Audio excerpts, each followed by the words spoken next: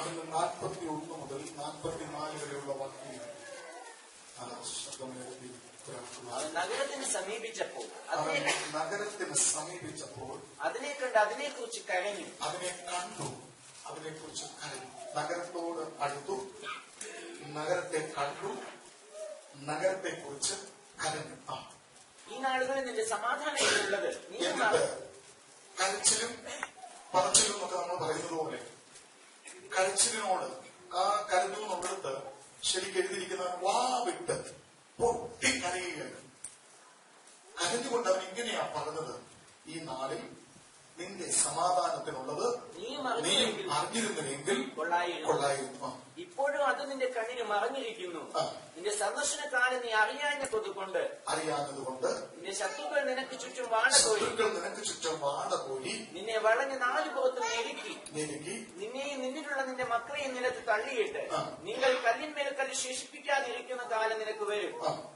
പിന്നെ അവൻ ദൈവാലയത്തിൽ ചെന്ന് വിൽക്കുന്നവരെ പുറത്താക്കുന്നു. യേശു കരഞ്ഞു എന്ന് ലൂക്കോസ് എഴുതിയിരിക്കുന്നെങ്കിൽ യോഹന്നാൻ എഴുതി യേശു കണ്ണുനീർ വാർത്തു. അത് ലാസറിന്റെ കല്ലറയോടുള്ള ബന്ധത്തിലാണ്. യേശു ക്രിസ്തു ജീസസ് വെപ്റ്റ് എന്ന് നമുക്കവിടെ കാണുവാനായിട്ട് സാധിക്കും.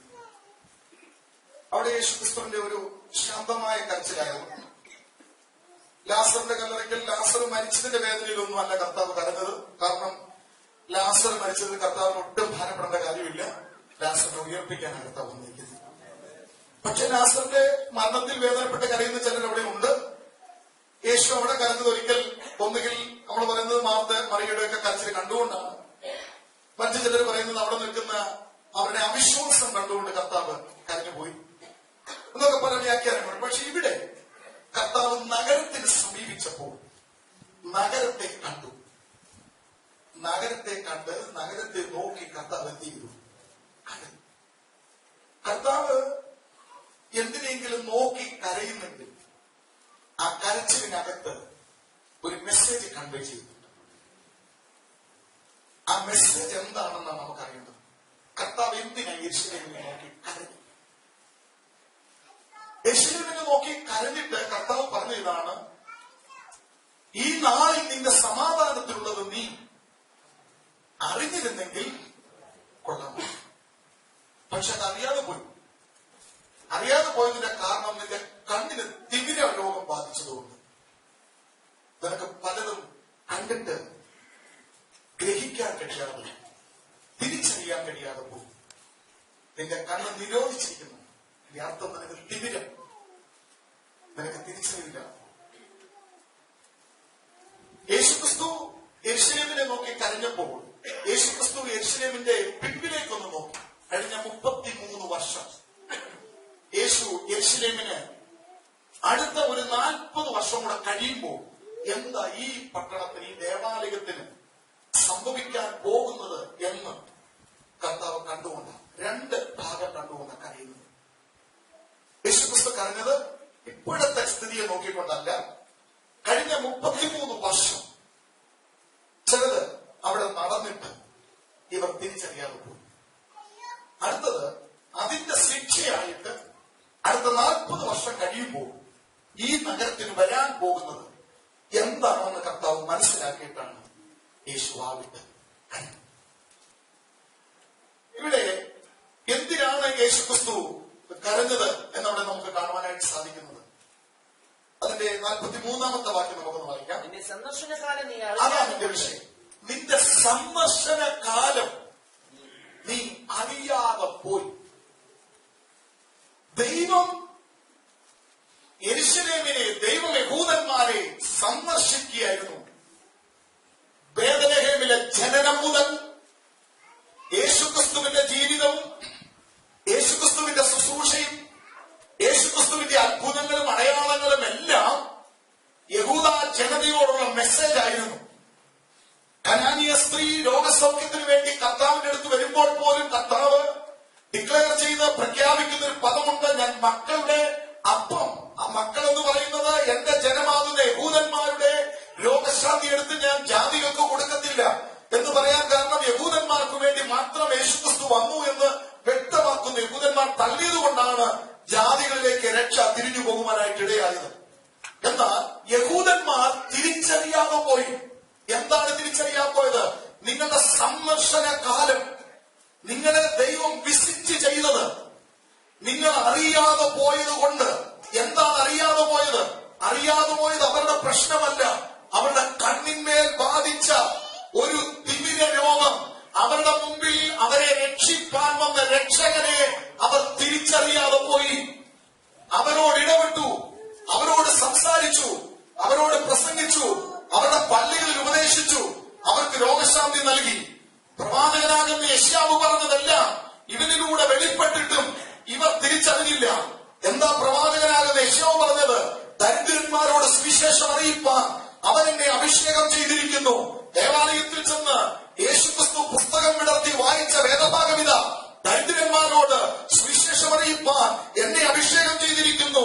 ബദ്ധന്മാർക്ക് വിടുതലും കുരുടന്മാർക്ക് കാഴ്ചയും പീഡിതന്മാരെ സ്വതന്ത്രരായി അയക്കുവാനും എന്നെ അയച്ചിരിക്കുന്നു എന്ന് പറഞ്ഞപ്പോൾ അവർക്കത് വിശ്വസിക്കാൻ കഴിഞ്ഞില്ല.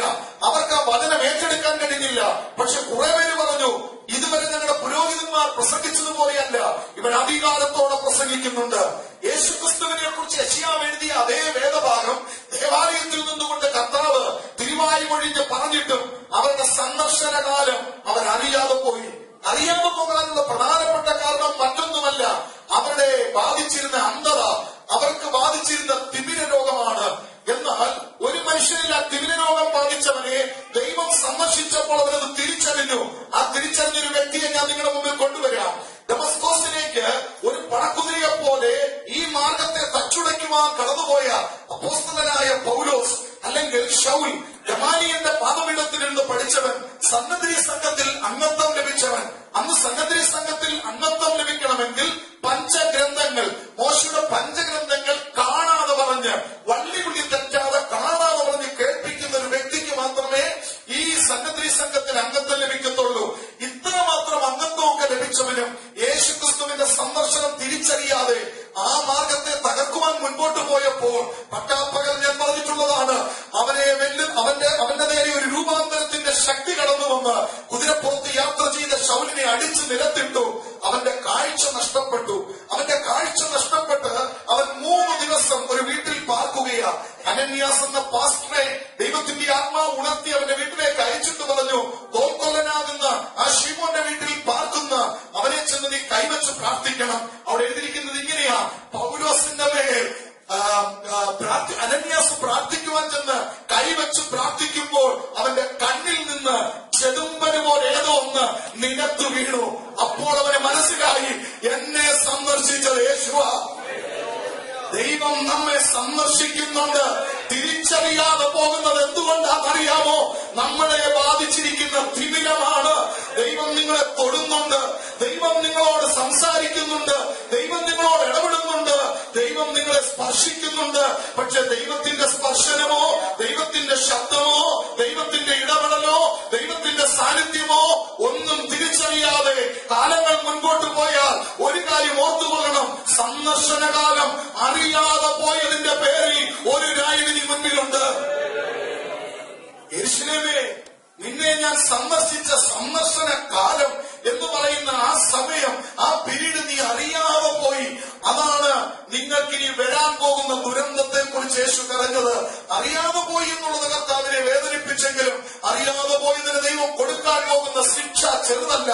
അതുകൊണ്ടാണ് കർത്താവ് എഴുതിയിരിക്കുന്നത്, അറിയാതെ പോയതിന്റെ പേരിൽ വരുത്താൻ. അവ സന്ദർശനം അറിഞ്ഞവരുണ്ട്. ഈ ചെതുമ്പനുമൊന്ന് അവന്റെ കണ്ണിൽ നിന്ന് നിലത്ത് വീണപ്പോൾ സംഭവിച്ചത് എന്തെന്ന് ചോദിച്ചാൽ, പൗലോസ് പിന്നീട് തന്റെ തൂലികകൾ ചലിച്ചപ്പോൾ എഴുതി, കാഴ്ചയാലല്ല ഞാൻ വിശ്വാസത്താലാ നടക്കുന്നത്.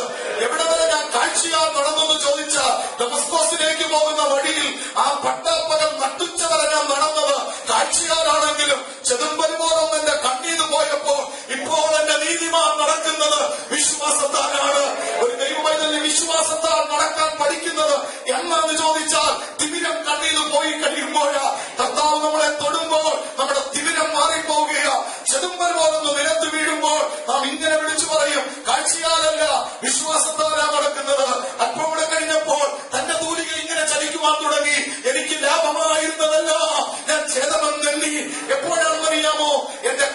നിന്ന് ചെതുമ്പല് പോലെ ഒന്ന് നിലത്തു പോയപ്പോൾ എനിക്ക് ലാഭമെന്ന് പറഞ്ഞ് ഞാൻ കെട്ടിപ്പൊക്കി വച്ചിരുന്നതിനെയൊക്കെ ഞാൻ ഛേദമെണ്ണി. അതാണ് നമ്മുടെ ജീവിതത്തിൽ ദൈവത്തിന്റെ സന്ദർശനം ഉണ്ടായി കഴിയുമ്പോൾ നമ്മളിൽ സംഭവിക്കുന്ന മാറ്റം. വീണ്ടും പൗലോസ് പറയുകയായിരുന്നു, എനിക്ക് പ്രശംസിപ്പാൻ പലതുമുണ്ട്, പക്ഷെ അതെല്ലാം ഞാൻ ചപ്പെന്നും ചവറെന്നും എണ്ണി ഒരു വേസ്റ്റ് കൊട്ട വാങ്ങിച്ച് ഞാൻ പ്രശംസിക്കുവാനായിട്ട് എഴുതി വെച്ചിരുന്ന ഗമാലിയലിന്റെ പാദപീഠത്തിലിരുന്ന് പഠിച്ച സർട്ടിഫിക്കറ്റ് എന്റെ കയ്യിലുണ്ടായിരുന്നു. സന്നദ്ധി സംഘത്തിലെ അംഗത്വം ലഭിച്ചതിന്റെ മുദ്ര എന്റെ കയ്യിലുണ്ടായിരുന്നു. ജാതി നോക്കിയാൽ ഞാൻ യഹൂദ ജാതിക്കാരനാ, ഗോത്രം നോക്കിയാൽ ഞാൻ ബെന്യാമീൻ ഗോത്രക്കാരനാ, ന്യായപ്രമാണം സംബന്ധിച്ച് ഞാൻ അനന്യനാണ്, പരീക്ഷനാണ്. ഇങ്ങനെ വലിയ ഡിഗ്രികളുടെ നീണ്ടത് എന്റെ പേരിനോട് ചേർത്ത് എഴുതാനുണ്ടായിരുന്നു. പക്ഷെ ഞാൻ എന്ത് ചെയ്തെന്നറിയാമോ? അതെല്ലാം വെട്ടിമാറ്റിയിട്ട് കർത്താവിന്റെ ഒരു അടിമയായി മാറി. എപ്പോൾ എന്റെ കണ്ണിൽ നിന്നും ദിവിനം നിലത്ത് വീണപ്പോൾ, ഇന്ന് രാത്രി എന്നെ കേൾക്കുന്ന ദൈവമൈതലേ, ദൈവം നമ്മളെ ഒന്ന് സന്ദർശിച്ചാൽ കാഴ്ചപ്പാടുകൾ മാറാൻ പോവുക. ദൈവം നമ്മെ ഒന്ന് സന്ദർശിച്ചാൽ നമ്മുടെ സംസാര ശൈലി മാറാൻ പോവുക. നമ്മൾ ഇന്ന് വലുതെന്നും നല്ലതെന്നും പറഞ്ഞ് കെട്ടിപ്പിടിച്ചു വച്ചിരിക്കുന്നതല്ല, വലിച്ചെറിയാൻ എപ്പോൾ നമുക്ക് കഴിയും? കണ്ണിൽ നിന്ന് ചെതുമ്പല് പോലൊന്ന് ദൈവം നമ്മളെ സന്ദർശിക്കുമ്പോൾ. പക്ഷെ ദൈവത്തിന്റെ സന്ദർശനം അറിയാതെ പോകുന്നു. ദൈവത്തിന്റെ സന്ദർശനം തിരിച്ചറിയാതെ പോകുന്നു. അതാ ദൈവത്തിന്റെ സന്ദർശനത്തിനായി കാത്തിരുന്ന ചിലരുണ്ട്. ദൈവം വരും, ദൈവം വരും, യേശുക്രിസ്തു വരുമെന്ന് പറഞ്ഞ് സന്ദർശനത്തിനായി കാത്തിരുന്ന ചിലരെ നമുക്ക് വേദപുസ്തകത്തിൽ കാണുവാൻ സാധിക്കും. ലൂക്കോസിന്റെ സുവിശേഷത്തിൽ തന്നെ ആ സന്ദർശനത്തിനായി കാത്തിരുന്ന രണ്ടുപേരെ പരിചയപ്പെടുത്തിയിട്ടുണ്ട്. ഞാൻ നിങ്ങളുടെ മുമ്പാകെ കൊണ്ടുവരാം. 1-ാം അധ്യായത്തിലേക്ക് നമുക്ക് കടന്നു വരാം. 2-ാം അധ്യായം അതിന്റെ 36-ാമത്തെ വാക്യം വായിക്കാം. ലൂക്കോസ് 2:36. ആശേർ ഗോത്രത്തിൽ ഫനുവേലിന്റെ മകളാകുന്ന ഹന്ന എന്ന് പറയുന്ന ഒരു പ്രവാചി ഉണ്ടായിരുന്നു. പ്രവചനവരങ്ങളാൽ നിറഞ്ഞ ഫനുവേലിന്റെ മകളാകുന്ന ഹന്ന എന്ന് പറഞ്ഞ ഒരു സഹോദരി ഉണ്ടായിരുന്നു. പുള്ളിക്കാരുടെ പ്രായം എത്രയെന്നറിയാമോ? അവൾ കന്യാകാലത്തിൽ പിന്നെ കന്യാകാലം എന്ന് പറഞ്ഞാൽ 15 വയസ്സ്. 15-ാമത്തെ വയസ്സിൽ വിവാഹം കഴിഞ്ഞു. കർത്താവിനോട് കൂടെ എത്ര കാലം ജീവിച്ചു കഴിഞ്ഞിരിക്കുന്നത്? 7 സംവത്സരം ജീവിച്ചു. 15+7 അടുത്തത് 84 സംവത്സരം വിധവയും. 84 സംവത്സരം വിധവ. 84 15+7+84. ഇപ്പൊ ഈ അമ്മച്ചിക്ക് എത്ര വയസ്സുണ്ടെന്ന് അറിയാമോ? 106 വയസ്സുള്ള അമ്മച്ചി.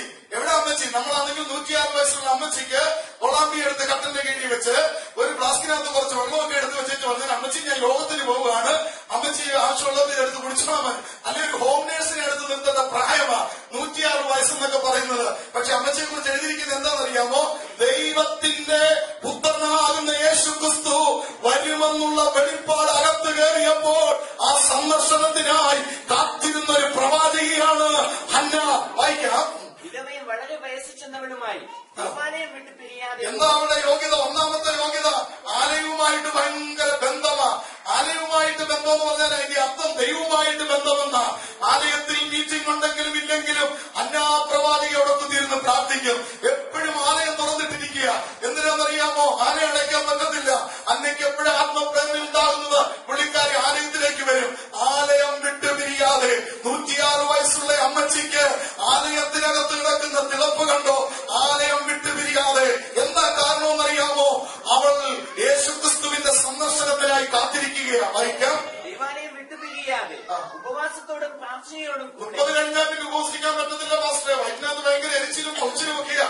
എന്നാൽ 106 വയസ്സുള്ള അമ്മച്ചിക്ക് ഉപവസിക്കുന്നതിന് ഒരു പ്രശ്നമില്ല. ഞാൻ ഒന്നാന്തരമായിട്ട് ഉപവസിക്കുക. വായിച്ചോ. ഉപവാസത്തോടും പ്രാർത്ഥനയോടും കൂടെ. ഉപവാസമുണ്ട്, പ്രാർത്ഥനയുണ്ട്. രാവും പകലും ആരാധന ചെയ്തപ്പോൾ. രാവും പകലും. ഈ കുറിവാക്യം നിങ്ങൾ മറക്കരുത്. ഞാനിത് അവസാനം കൊണ്ടുവരുന്നത് അതുകൊണ്ടാ.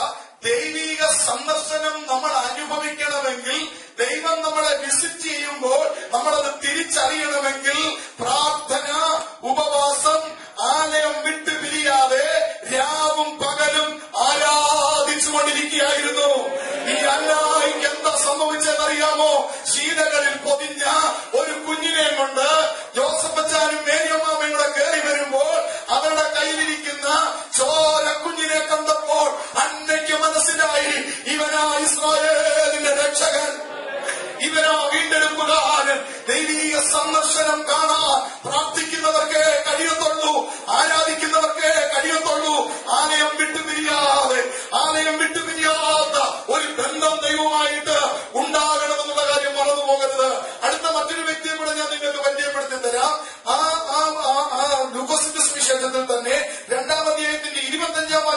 വരാം. ശിമിയോൻ എന്ന് പറഞ്ഞ പേരുള്ള മനുഷ്യനുണ്ടായിരുന്നു. നീതിമാൻ എന്ന് പറഞ്ഞാൽ ശരിയായി നടക്കുന്നവൻ, ബോധത്തോടെ നടക്കുന്നവൻ. ഇത്രേ അർത്ഥമുള്ളൂ. ബോധത്തോടുകൂടെ നടക്കുന്നവനാ നീതിമാൻ.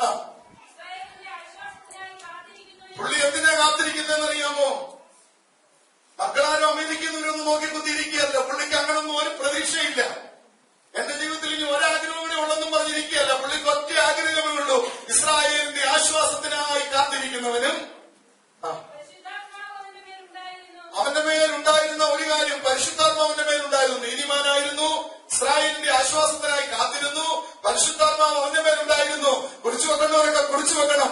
ദൈവം സന്ദർശിക്കുന്നത് തിരിച്ചറിയാനുള്ള യോഗ്യതകള്: 1, നീതിമാനാണ്; 2, ആശ്വാസത്തിനായി കാത്തിരുന്നവൻ; 3, പരിശുദ്ധാത്മാവ് അവന്റെ മേലുണ്ടായിരുന്നു.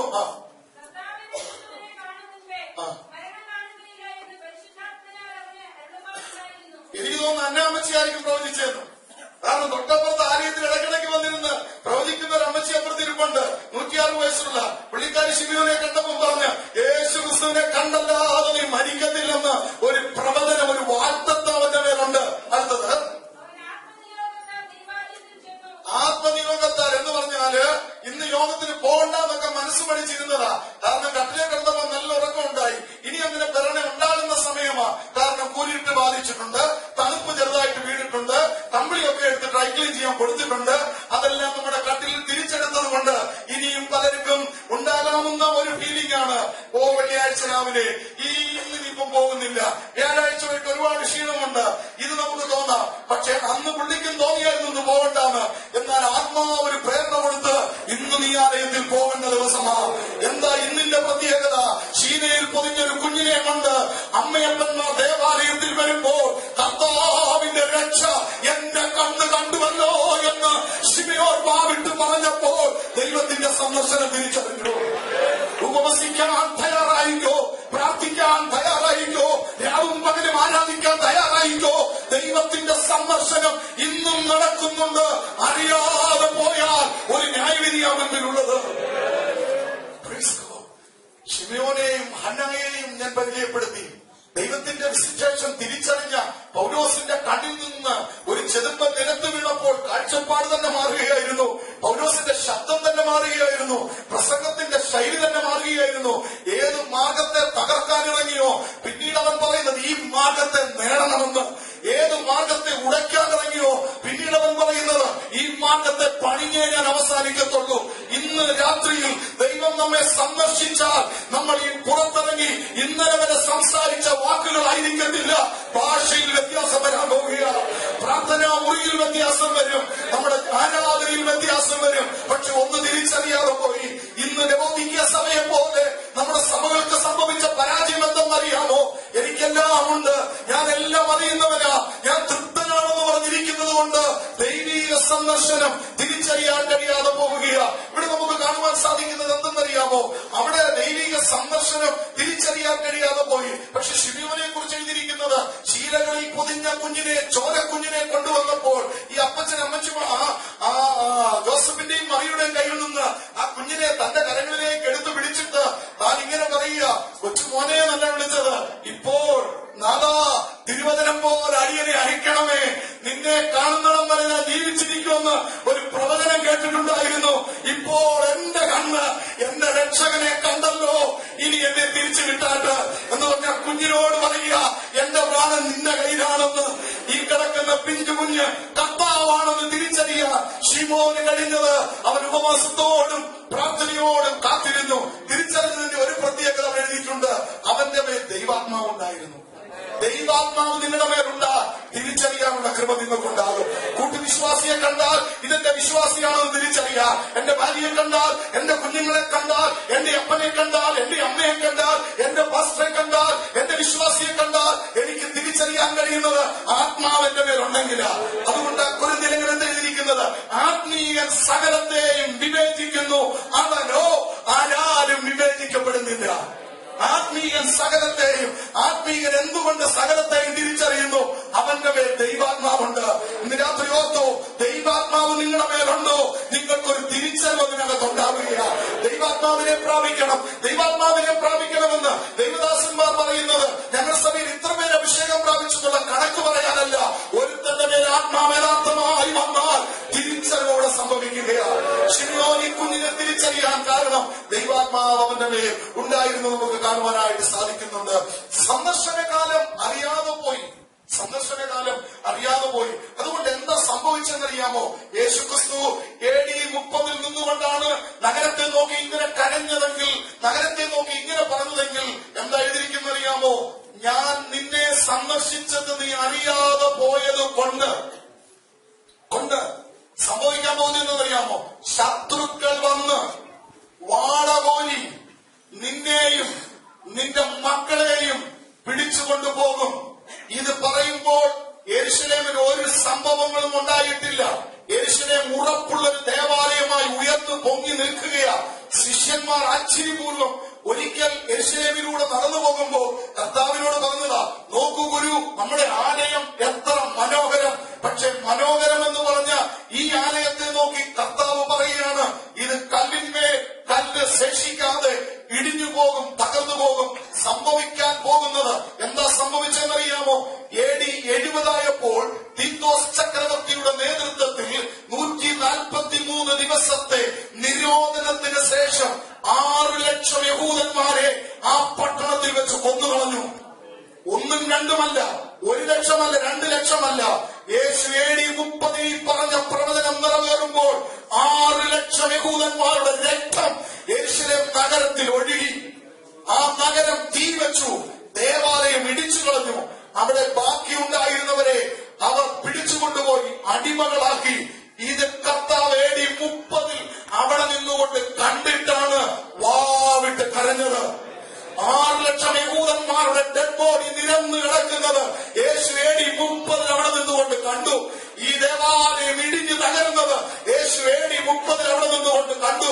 ഇവിടെ നിന്ന് യൗവനക്കാരെ, ആരോഗ്യ ദൃഢധാത്രന്മാരെ പിടിച്ചുകൊണ്ടു പോകുന്നത് യേശുക്രിസ്തു AD 30 കണ്ടു. ഇന്ന് രാത്രി എന്നെ നോക്കി കർത്താവ് കരയുന്നെങ്കിൽ എനിക്കെന്തോ വിപത്ത് മുൻപിലുണ്ട്. എന്നെ നോക്കി കർത്താവ് സന്തോഷിക്കുന്നെങ്കിൽ എനിക്കെന്തോ മുമ്പിൽ അനുഗ്രഹമുണ്ട്.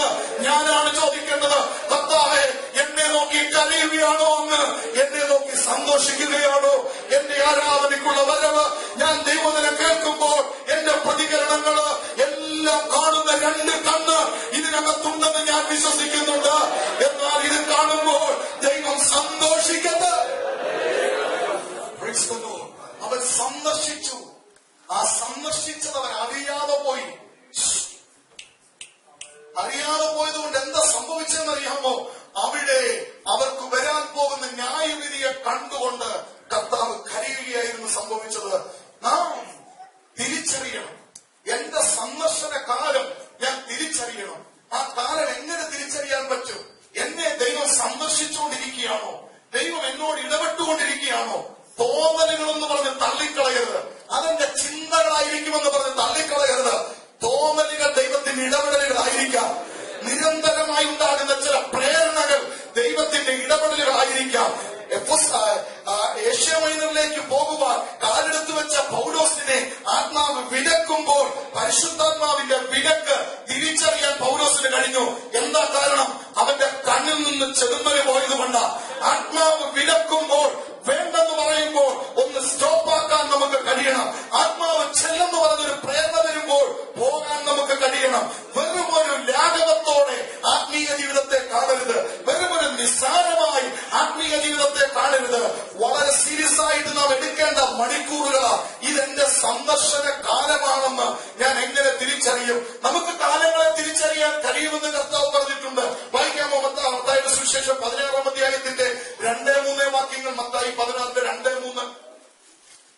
അവരോട് അവൻ ഉത്തരം പറഞ്ഞത്, സന്ധ്യാസമയത്ത് ആകാശം ചുവന്ന് കണ്ടാൽ, നോക്കൂ, സന്ധ്യാസമയത്ത് ആകാശം ചുവന്ന് കണ്ടാൽ നല്ല തെളിവാകുമെന്നും, നല്ല തെളിവാകുമെന്നും, രാവിലെ ആകാശം മൂടി ചുവന്ന് കണ്ടാൽ, രാവിലെ ആകാശം മൂടി ചുവന്ന് കണ്ടാൽ ഇന്ന് മഴക്കോൾ ഉണ്ടാകുമെന്നും ഇന്ന് മഴക്കോൾ ഉണ്ടാകുമെന്നും നിങ്ങൾ പറയുന്നു. ആകാശത്തിന്റെ ഭാവം ശ്രദ്ധിക്കണേ, ആകാശത്തിന്റെ ഭാവം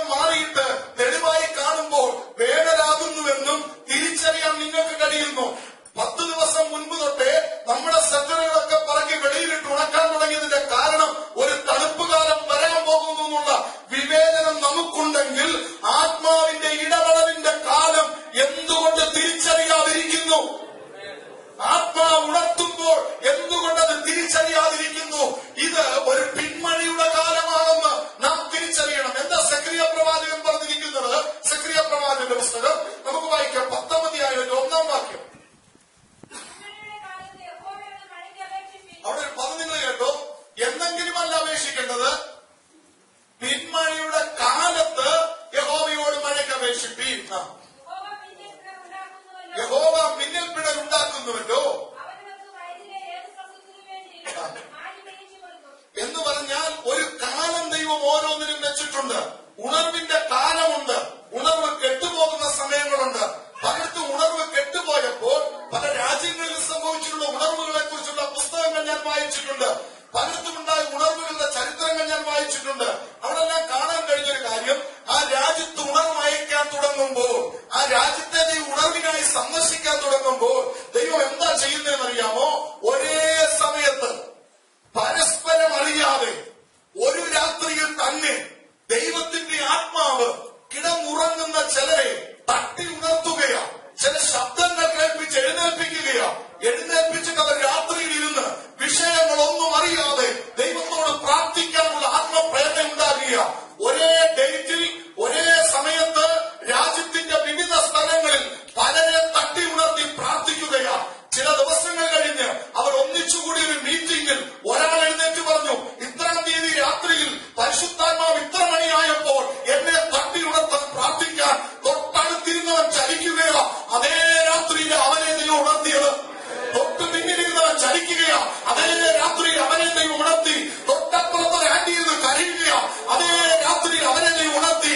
ഇവരാരും പരസ്പരം അറിഞ്ഞില്ലെങ്കിലും അറിയുന്നവരായൊരു ദൈവം ഒറ്റ രാത്രിയിൽ തന്നെ ഒരേ രാജ്യത്ത് നിന്ന് അനേക ദൈവമക്കളെ ഒരു വിഷയത്തിനായി ഉണർത്തി പ്രാർത്ഥിച്ചെങ്കിൽ അത് പിന്മഴയുടെ കാലമാ, അത് ഉണർവിന്റെ കാലമാ. അത് നമ്മൾ തിരിച്ചറിയാനിടയാകണം. പ്രാർത്ഥനയ്ക്കായി പലരെ ഒരേ സമയത്ത് ഉണർത്തുമ്പോൾ ഒരു സന്ദർശനത്തിന്റെ സമയം അടുക്കുകയാണ്. എന്തോ ദൈവം ചെയ്യാൻ തുടങ്ങുകയാണ്. എന്തോ ദൈവം ചെയ്യാനുള്ള സമയം അടുത്തിരിക്കുകയാണ്. അതിനായിട്ട് അവര് പരസ്പരം അറിയുന്നില്ലെങ്കിലും തമ്മിൽ കാണുമ്പോൾ പറയുക, കഴിഞ്ഞ രാത്രി എനിക്ക് ഉറക്കം നഷ്ടപ്പെട്ടു, കഴിഞ്ഞ രാത്രി ഞാൻ എഴുന്നേറ്റിരുന്നു, ബൈബിൾ വായിക്കാനും പ്രാർത്ഥിക്കാനും തുടങ്ങി. ഉടനെ മറ്റേയാൾ പറയും, എന്റെ വളരെ ഇന്നലെ രാത്രി എനിക്കും ഈ അനുഭവം ഉണ്ടായി. ഇങ്ങനെ പരസ്പരം ഒരേ അനുഭവം അനേക ദൈവമക്കൾക്കുണ്ടാകുന്നെങ്കിൽ അത് തിരിച്ചറിയണം. ഒരു ഉണർവിന്റെ സമയമായി, ഒരു ദൈവപ്രവൃത്തിയുടെ സമയമായി. ഇത് ഭാര്യയുടെ മേലും ഭർത്താവിന്റെ മേലും വരാം. ഇതൊരു കുടുംബത്തിൽ തന്നെ പലരെ ദൈവത്തിന്റെ ആത്മാവ് ഒരുക്കിയെടുക്കാൻ കഴിയുമെന്നുള്ള കാര്യം മറന്നു പോകരുത്. എന്നെങ്കിലും അല്ല നിങ്ങൾ ഉണർവിനായി പ്രാർത്ഥിക്കേണ്ടത്. ഉണർവിന്റെ കാലം തിരിച്ചറിയണം. ആകാശം ചുവന്നു കാണുമ്പോൾ നിങ്ങൾ ചിലത് പറയുന്നു, ആകാശം ഇരുണ്ടുകൂടുമ്പോൾ നിങ്ങൾ ചിലത് പറയുന്നു. ആകാശ ലക്ഷണങ്ങളെ വിവേചിപ്പാൻ നിങ്ങൾക്ക് കഴിയുമെങ്കിൽ ഉണർവിന്റെ കാലങ്ങളെ, ദൈവപ്രവൃത്തിയുടെ കാലങ്ങളെ, സന്ദർശനത്തിന്റെ സമയങ്ങളെ നിങ്ങൾ എന്തുകൊണ്ട് തിരിച്ചറിയുന്നില്ല? ദൈവം നിങ്ങളോട് നിരന്തരമായി ഇടപെടുന്നുണ്ട്. അതിനെ തോന്നലുകളാക്കി മാറ്റരുത്. പരിശുദ്ധാത്മാവ് ഇടപെടുക. കഴിഞ്ഞ ദിവസം ക്യാമ്പിൽ ദൈവജനം പ്രസംഗിച്ച് 2 ദിവസം കഴിഞ്ഞപ്പോൾ ഒരു സഹോദരൻ എന്നെ വിളിച്ച് ചോദിക്കുക, പാസ്റ്ററെ, എന്നോട് പറഞ്ഞതുപോലെ ആത്മാവ് ഈ ദിവസങ്ങൾ ഇടപെടുക, ഞാൻ എന്ത് വേണം? ജോലി വിടണമോ, സുവിശേഷ വേല ചെയ്യണമോ? ഞാൻ പറഞ്ഞു, ആത്മാവ് ഇടപെട്ടാൽ ഇനി ഒരൊറ്റ ദിവസം ജോലിയുടെ ഷൂവിനകത്ത് നിൽക്കരുത്, വേലയ്ക്ക് വേണ്ടി ഇറങ്ങിക്കൊള്ളണം. ആത്മാവ് നിന്നെ ഉപയോഗിക്കാനുള്ള സമയം അടുത്തു. ഇനി നിനക്ക് നിൽക്കാൻ പറ്റത്തില്ല. അതിനെ വലിച്ചെറിയാൻ നിന്റെ ഉള്ളിൽ ആത്മപ്രേരണ വരുമ്പോൾ വലിച്ചെറിഞ്ഞിട്ട് വിശ്വാസ കണ്ണുകളോടെ ഇതും എടുത്തുകൊണ്ട് ഇറങ്ങിയാൽ ലക്ഷിപ്പിക്കുന്നവനല്ല ദൈവം, ചുമട്ടുകൂലി തരാൻ ദൈവം വിശ്വസ്തന. വേദക്കുള്ള വിളി നമ്മുടെ അകത്ത് കിടപ്പുണ്ടോ? അടങ്ങിയിരിക്കരുത്. ഇനി സമയം നമ്മുടെ മുമ്പിലില്ല. വേഗത്തിൽ ചിലത് ചെയ്തെടുത്തേ പറ്റത്തുള്ളൂ. ദൈവത്തിന്റെ വിസിറ്റേഷൻ തിരിച്ചറിയാതെ പോയാൽ നമ്മുടെ മുമ്പിൽ ന്യായവിധികളുണ്ട്. നമ്മുടെ മുൻപിൽ വലിയ കെണികൾ ഒരുങ്ങുന്നുണ്ട്. അത് നാം തിരിച്ചറിയണം. എങ്ങനെ ദൈവത്തിന്റെ ആത്മാവിന്റെ ഇടപെടലിനെ തിരിച്ചറിയാൻ കഴിയും? ദൈവത്തിന്റെ വിസിറ്റേഷൻ എങ്ങനെ തിരിച്ചറിയാൻ കഴിയും? ദൈവത്തിന്റെ വിസിറ്റേഷൻ തിരിച്ചറിയുവാൻ കഴിയണമെങ്കിൽ നമ്മൾ എന്ത് ചെയ്യണമെന്നറിയാമോ? അത് തിരിച്ചറിയാൻ കഴിയാത്തതിന്റെ പ്രശ്നങ്ങളെ കുറിച്ച് നാം പഠിക്കുമ്പോൾ lack of prayer and supplication, ദൈവത്തോടുള്ള പ്രാർത്ഥനകളും യാചനകളും കുറയുന്നതാണ്. ഒരു കാര്യം ഹന്നായിൽ നിന്ന് മനസ്സിലായി, രാവും പകലും ആലയം വിട്ടുപിരിയാതെ കരയുകയും പ്രാർത്ഥിക്കുകയും ചെയ്ത മാതാവിന് ലോകത്ത് പലർക്കും ലഭിക്കാത്തൊരു ഭാഗ്യം. 84 വയസ്സ് വരെ 84 വർഷം വിധവയായി ജീവിച്ചവൾ മാത്രമാണ്. 7 വർഷമേ ഭർത്താവിനോടുകൂടെ ജീവിച്ചുള്ളൂ. 15 വർഷമായപ്പോൾ വിവാഹം നടന്നു. ഈ ജീവിതത്തിലെ ദുഃഖങ്ങളെല്ലാം മറന്നത് എന്താണെന്ന് ചോദിച്ചാൽ, ദുഃഖം മാറാൻ വേണ്ടിയാണെങ്കിലും ആലയത്തിൽ വന്നിരുന്ന് പ്രാർത്ഥിച്ച മാതാവിന് രക്ഷകനെ കാണാനിടയായി. ദൈവം സന്ദർശിക്കുമ്പോൾ അത് തിരിച്ചറിയാൻ തിരിച്ചറിയാതെ പോയത് യഹൂദ പ്രമാണിമാർക്ക്, പരീശന്മാർക്ക്, ശാസ്ത്രിമാർക്ക്, പീലാത്തോസിന്, ഹെരോദാവിന്, രാജാക്കന്മാർക്കും പ്രമാണികൾക്കും തിരിച്ചറിയാൻ കഴിയാതെ പോയ യേശുക്രിസ്തുവിന്റെ സന്ദർശനം വിധവയായ 106 വയസ്സുള്ള ഒരു മാതാവിന് തിരിച്ചറിയാൻ കാരണം അവളുടെ നിരന്തര പ്രാർത്ഥനയാണ്. ഇന്ന് രാത്രിയിൽ പരിശുദ്ധാത്മാവ് നിങ്ങളോട് പറയാൻ എന്റെ അകത്ത് നൽകുന്ന പ്രേരണ, സമയം കണ്ടെത്തി പ്രാർത്ഥിക്കാൻ തുടങ്ങിക്കോ. സമയം കണ്ടെത്തി ദൈവസന്നിധിയിൽ ഇരുന്ന് കരയാൻ സമയം കണ്ടെത്ത്. ഈ ബേസ്മെന്റിൽ പകലെല്ലാം ഫ്രീ ആയി കിടക്കുക. ഏത് വ്യക്തിക്കും വന്ന് ഇതിനകത്തിരുന്ന് വാവിട്ട് കരയാൻ അവസരങ്ങളുണ്ട്.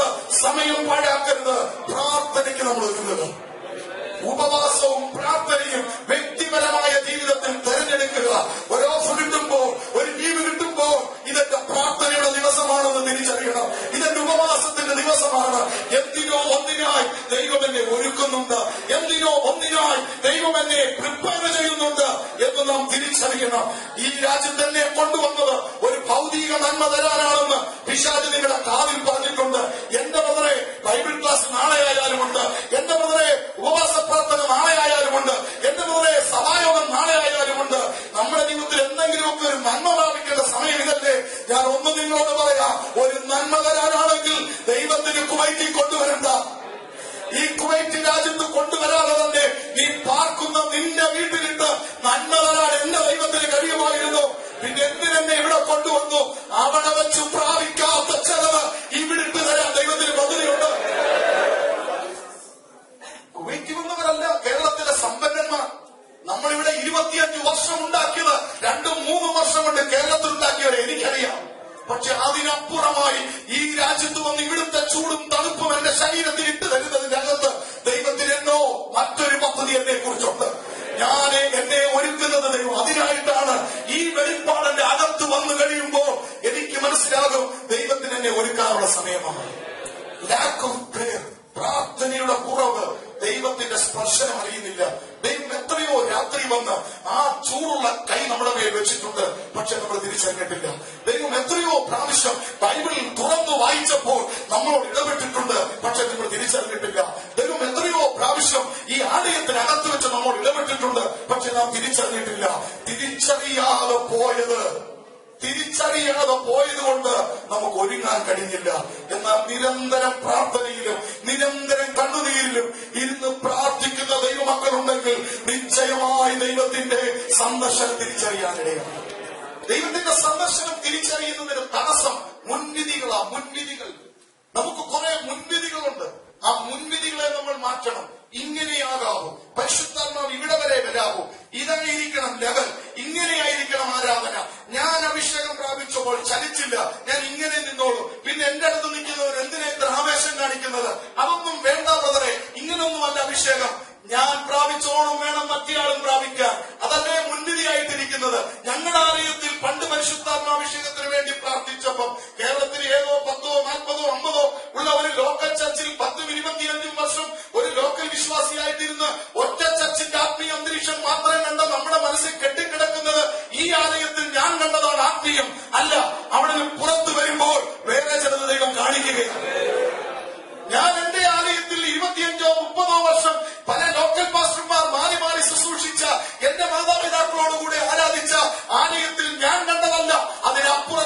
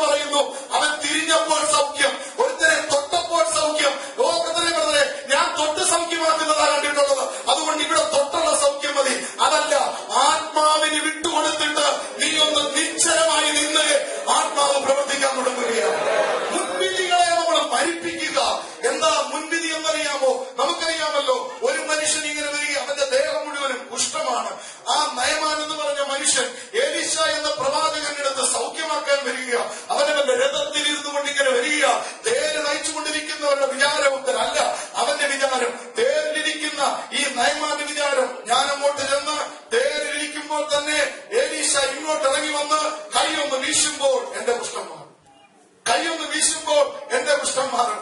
ഇതായിരുന്നു തേരിലിരിക്കുന്ന നയന്മാന്റെ മുൻവിധി. പക്ഷേ എലീശ പ്രവാചകൻ ഇറങ്ങി വന്നതുമില്ല. എലീശ പ്രവാചകൻ ഇങ്ങനെ പറഞ്ഞു, നീ പോയി യോർദാൻ നദിയിൽ 7 പ്രാവശ്യം മുങ്ങണം. 7 പ്രാവശ്യം മുങ്ങണം. പുള്ളിക്ക് അത് ഇഷ്ടപ്പെട്ടില്ല. പുള്ളി തേരിലിരുന്നുകൊണ്ട് കോപിക്കാൻ തുടങ്ങി. എന്റെ നാട്ടിൽ അർബാനയും പർപ്പനും ഒക്കെ ഉണ്ടായിരുന്നല്ലോ. നല്ല ഒന്നാം തരം നീല നദികൾ കിടക്കുമ്പോൾ കലങ്ങി മറിയുന്ന യോർദാൻ നദിയിൽ കുളിക്കാൻ നാണമില്ല ഈ പ്രവാചകന് പറയാം. എന്നാൽ കൂടെ നിന്നവര് പറഞ്ഞു, യജമാനെ കുഷ്ഠമല്ലേ? എന്നാൽ അവര് കുഷ്ഠം മാത്രമല്ല, മഹാകോപിഷ്ഠനാണ് ഇപ്പൊ വെളിപ്പെട്ടു. പക്ഷെ യോർദാൻ നദിയിൽ അവന് 7 പ്രാവശ്യം മുങ്ങിയപ്പോൾ കുഷ്ഠവും മാറി, കോപവും മാറി. ഇപ്പൊ അവൻ പ്രവാചകന് മുമ്പിൽ ചെന്ന് കുമ്പിടാൻ തയ്യാറാണ്. അവന്റെ ധാരണകളായിരുന്നു ഇങ്ങനെയായിരിക്കും സൗഖ്യം, ഇങ്ങനെയായിരിക്കും കാര്യങ്ങൾ. അല്ല, നമ്മുടെ ധാരണകളെ നമ്മൾ മാറ്റണം. ദൈവത്തിന്റെ ഇടപെടൽ നമ്മളെ വിട്ടുകൊടുക്കുക. നമ്മുടെ മുൻവിധികളാണ് ദൈവപ്രവൃത്തിക്ക് തടസ്സം. ഇങ്ങനെയാകാവൂ, ഇതാണ് ലെവൽ, ഇങ്ങനെയാണ്, അങ്ങനെയാണ് എന്നൊക്കെ പറഞ്ഞുകൊണ്ട് നാം വെച്ചുകൂട്ടുന്ന പല മുൻവിധികളും ദൈവപ്രവൃത്തിക്ക് തടസ്സമായി നിൽക്കുമ്പോൾ നമ്മുടെ ജീവിതത്തിൽ മുൻവിധികളെ നമ്മൾ മാറ്റുക. മൂന്നാമതായി മുറുക്കപ്പെടാൻ തയ്യാറാകുക. ആമോസ് പ്രവാചകന്റെ പുസ്തകത്തിൽ നിന്ന് ഒരു വാക്യം ഇവിടെ വായിക്കാം. ആമോസ് പ്രവാചകന്റെ പുസ്തകത്തിൽ നിന്ന് 10-ാം അധ്യായത്തിന്റെ 12-ാം വാക്യം. വേഗത്തിൽ ആമോസ് ഓശിയ 10:12. നീതിയിൽ വിതപ്പി, ദൈവത്വവണ്ണം കൊയ്യുവിൻ, നിങ്ങളുടെ തരിശുനിലം മുഴുവിൻ. നിങ്ങളുടെ തരിശുനിലമെല്ലാം ഒഴുവിൻ. യഹോവ വന്ന് നിങ്ങളുടെ മേൽ നീതി വർഷിപ്പിക്കുക. ദൈവത്തിന്റെ സന്ദർശനം നമ്മുടെ മേൽ ഉണ്ടാകുവാൻ, ദൈവത്തിന്റെ സന്ദർശനം തിരിച്ചറിയുവാൻ നാം ഒന്ന് മുറുക്കപ്പെടാൻ തയ്യാറാകണം. മുൻവിധികളെ മരിപ്പിക്കണം. പ്രാർത്ഥനയിലും ഉപവാസത്തിലും സമയം ചെലവഴിക്കണം. ഇങ്ങനെ ഈ ചെലവഴിക്കുന്ന ദൈവവൈതലിന് ദൈവത്തിന്റെ ഇടപെടൽ നമ്മുടെ വീട്ടിനകത്ത് തിരിച്ചറിയാൻ കഴിയും. നമ്മൾ പലപ്പോഴും ദൈവത്തിന്റെ ഇടപെടലിൽ ഇട്ടിരിക്കുന്ന വിധി ക്ഷണിക്കപ്പെട്ട ദൈവദാസൻ എന്റെ വീട്ടിൽ വന്ന് പ്രാർത്ഥനയ്ക്കായിട്ട് എന്നെ പായിൽ പിടിച്ചിരുത്തി ഒരു പാട്ടുപാടി. അത് കഴിഞ്ഞിട്ട് ഒരു ആത്മസാന്നിധ്യം വരാതെ വന്നപ്പോൾ പറഞ്ഞു, ഒരു പാട്ടുകൂടെ പാടാൻ വച്ചായ. അങ്ങനെ ഒരു പാട്ടുകൂടെ പാടി. എന്നിട്ടും ആത്മസാന്നിധ്യം വന്നില്ല.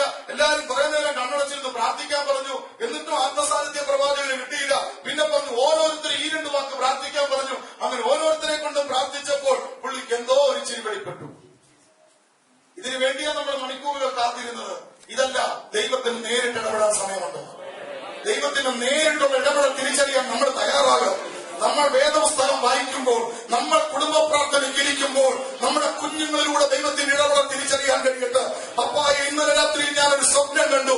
മമ്മി ഇന്നലെ രാത്രി ഞാനൊരു ദർശനം കണ്ടു. പപ്പായും മമ്മിയും വണ്ടി ഓടിച്ചു പോകുന്നു. ഒരു വിഷയം ഉണ്ടാകുന്നു. ഞാനിങ്ങനെ സ്വപ്നം കണ്ടു. എന്റെ കുഞ്ഞിലൂടെ ദൈവം ഇടപെടുകയാണ്. ദൈവത്തിന്റെ ഇടപെടൽ എന്റെ കുഞ്ഞുങ്ങളിലൂടെ സംഭവിക്കട്ടെ.